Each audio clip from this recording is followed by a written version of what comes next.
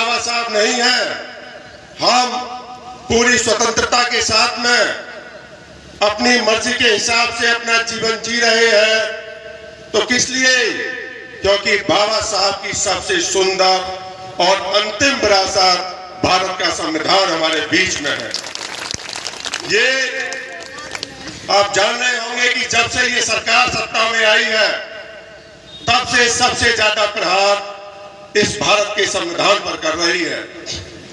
और उसने इस संविधान पर इतने प्रहार कर दिए हैं कि ये बेचारा घायल होकर, चोटिल होकर आईसीयू में भर्ती है और मृत्युशैया पर पड़ा हुआ है और अपनी अंतिम सांस ले रहा है और हमसे कह रहा है कि मैं भारत का संविधान हूं, मैं भारत का संविधान हूं, सत्ता के गलियारों में हाँफ रहा हूं, मुझे बचा लो भारतवासी, मैं तुम सबकी जीवन धारा हूं। ये भारत के संविधान को कहना पड़ रहा है और हम लोग तमाशा बनकर के, मूक दर्शक बनकर के बैठे हुए हैं।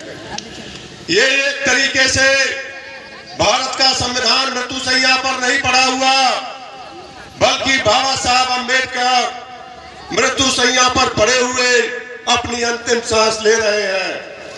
क्योंकि बाबा साहब ने अपने जीवन में कहा था कि बहुजन समाज के लोगों, ये मत समझना कि मेरे मरने के बाद मैं मर गया हूं, मैं तब तक जिंदा हूं जब तक इस देश का संविधान जिंदा है।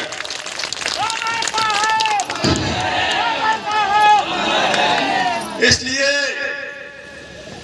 बाबा साहब का ये कथन हमको ये याद दिला रहा है कि मृत्युशैया पर संविधान नहीं करा रहा है, बल्कि हमारे बाबा साहब करा रहे हैं और अपनी अंतिम सांस ले रहे हैं। इस भारत के संविधान के बारे में आपको शायद जानकारी नहीं होगी। हमारे देश में यदि मैं आपसे पूछूं कि हमारे देश में सबसे ऊपर कौन है, तो आप लोगों का जवाब आ सकता है कि भगवान। मान सकता हूं, लेकिन मैं ये कहूं कि मुझे भगवान को दिखाओ, तो आप में से कोई भी भगवान को नहीं दिखा सकता है। लेकिन आज मैं आपको बताऊंगा कि इस देश में सबसे ऊपर कौन है, कौन हमारा भगवान है, और उसे दिखाऊंगा भी। हमारे देश में सबसे ऊपर है भारत का संविधान। क्यों है सबसे ऊपर? क्योंकि भारत में जो सबसे बड़ी पोस्ट है, राष्ट्रपति, प्रधानमंत्री, मुख्यमंत्री, गवर्नर, सबकी नियुक्ति इस भारत के संविधान से होती है। इसीलिए भारत का संविधान सबसे ऊपर है।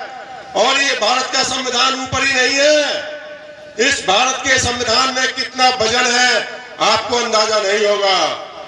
यदि देश की सारी किताबों को मिलाकर हम, चाहे वो 1 करोड़ किताब सही, चाहे 10 अरब क्यों ना सही या 10 खरब किताब क्यों ना सही, यदि देश की सारी किताबों को मिलाकर तराजू के एक पल्ले पर रख गए और दूसरे पल्ले पर अकेली इस किताब को रख गए, फिर भी अकेली किताब उन सारी किताबों से भारी है। इतना वजन डाल करके गए हैं बाबा साहब इस किताब में। और इस संविधान ने हमको क्या दिया है? ये संविधान किस तरीके से हमारा माई बाप है, किस तरीके से ये हमारा मुकद्दर है। मैं एक शेर के माध्यम से आपको बताना चाहूंगा कि रुतबा मेरे सर को तेरे संविधान से मिला है, रुतबा मेरे सर को तेरे संविधान से मिला है, ये जीने और बोलने का अधिकार भी तेरे संविधान से मिला है।